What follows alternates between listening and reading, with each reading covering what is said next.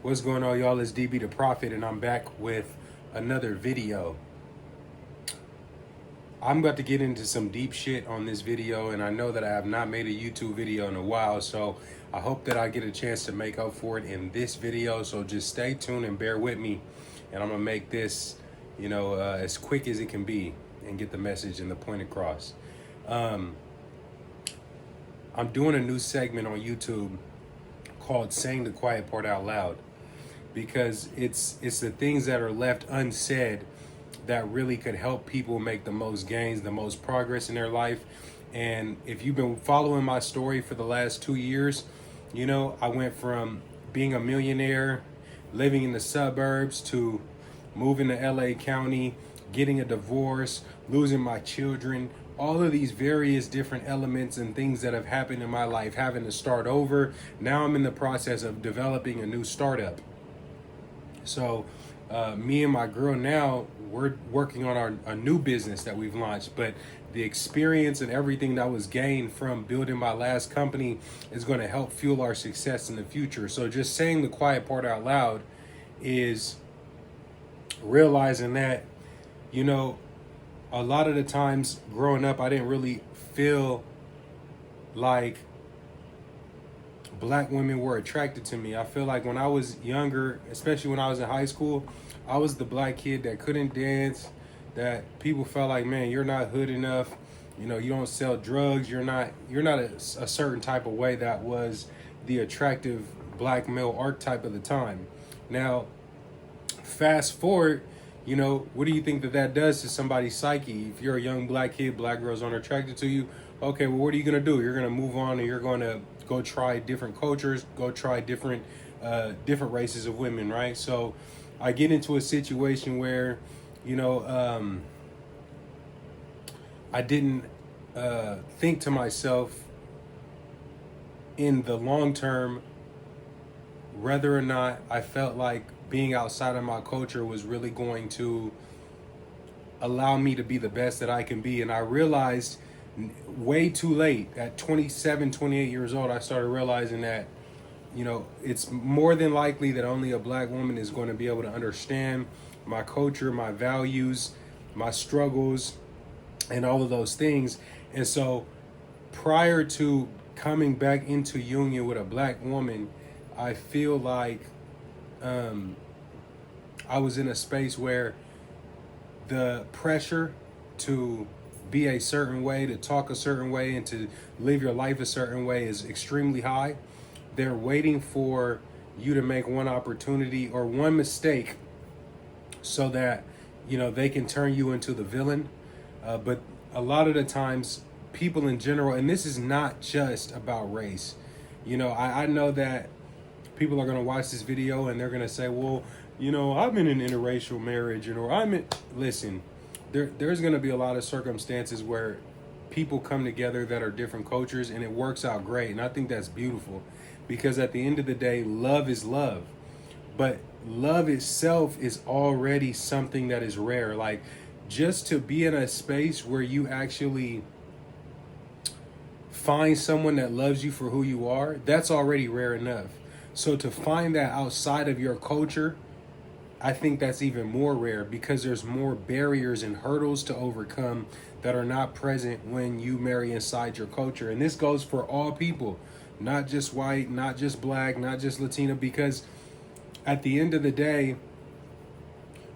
it's more difficult to establish and determine what the baseline of your values are going to be when you come from the same culture, because we're going to share values. So the hardest part is, if you're in an interracial marriage, then you kind of put yourself in a position where you guys might argue or have vastly different ideas about the way that your relationship should look and the way that your future should look together. So it just adds another difficult component in there. And what happens is that if you're successful, it's easier to overcome those barriers, right? But when things get challenging again, the differences in culture will be at the forefront of those differences. And anybody that has experienced this, I feel like, I hope that somebody sees this video that's been through similar circumstances, but that's just what it is. Now, I feel like I'm back in the correct union that I'm supposed to be in. I feel like I'm back inside my culture with shared values for what love looks like, what family looks like, what the future looks like. But also we have similar goals and dreams. Like, you know, when I got, when we got together, she wanted to be a CEO. She wanted to run her own solar branch. She wanted to build a girls team and help other black girls to, you know, become six-figure earners through the solar industry. So to me, that was huge in just terms of the fact that she had ambitions to be something bigger, right? And me being an anomaly and just being a black male in a white collar space was something that she saw was rare, and she saw value in that, and that's what attracted her to me, was seeing a young person actually get up, open up their office every day and operate a business at a high level, you know, because at the time we were probably doing 3 million a month in sales in terms of productivity, and that's something that she'd never seen before. Now, what I always like to bring to the forefront of your attention is sometimes it's just about getting out of your hometown. Like, when you grow up in a certain area, like, I feel like the women that grew up in proximity to me, they still see the 15 or 16-year-old version of me. When me and her got together at 26, 27, she saw the CEO version of me, and that was the visual that was imprinted in her mind about who I was. And it left a different footprint. Like, we don't come from the same space. I don't know people that she dated in high school or people that she was with in high school or anything like that. She doesn't know the people, you know, that were in my past or people that so there's all these different issues that don't have to be resolved because you guys are coming from different worlds and bringing them together. And so a lot of those things no longer matter. Now, saying the quiet part out loud is, now I'm in a position where it's the exact opposite, right? Now I've had some, you know what I'm saying? Me and my ex-wife, we met at the altercation station. And now that we didn't have that altercation, now the best way for me to build wealth and to catch back up is actually to be in the background and to help turn her into the biggest CEO that she can be, right? Because I'm realizing that it's better for me not to be in the spotlight, because so many people don't want me. They don't want me to win. They don't want me to be on top.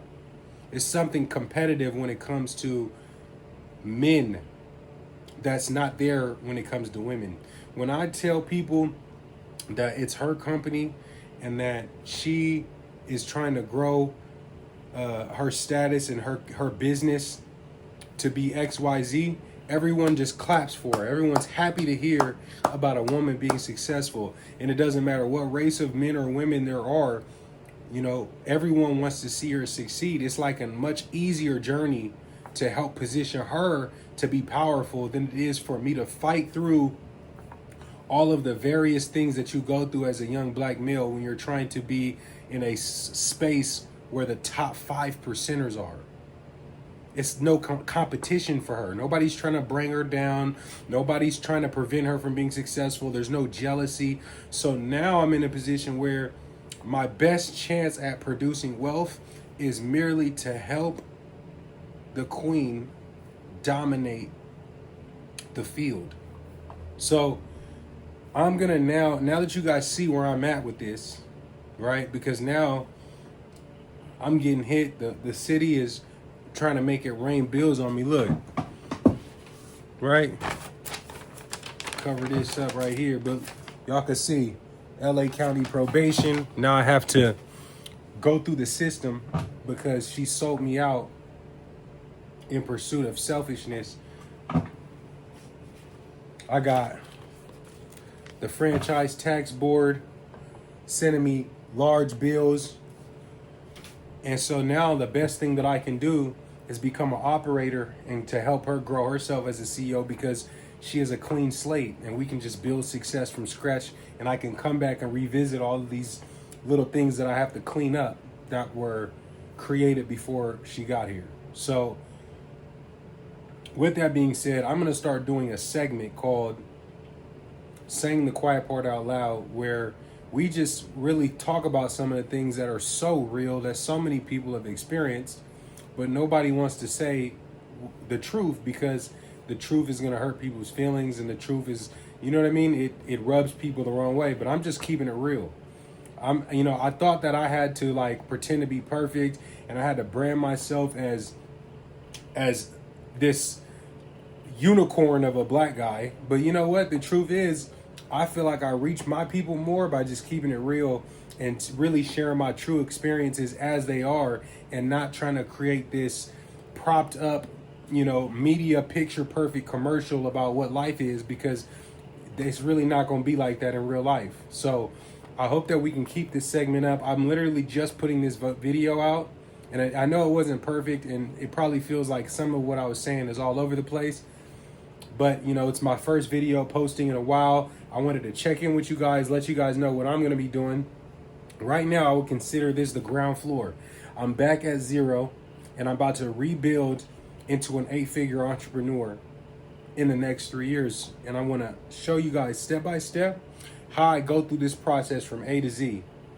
And I'm going to be documenting this every day, doing a check-in with you guys and showing you guys that you guys can do this as well. So I hope you guys will come along with me for the journey. If you're not already subscribed, hit the subscribe button. If you know me and you see this video, man, drop something in the comment section for your boy. Help your boy's engagement get up there. I'm going to see you guys on the next video. I'm going to be shooting another one and posting it up tomorrow. But until then, peace and blessings to all my viewers, all my supporters, and all my loved ones. I'm going to see y'all on the next video. We're going to say the quiet part out loud.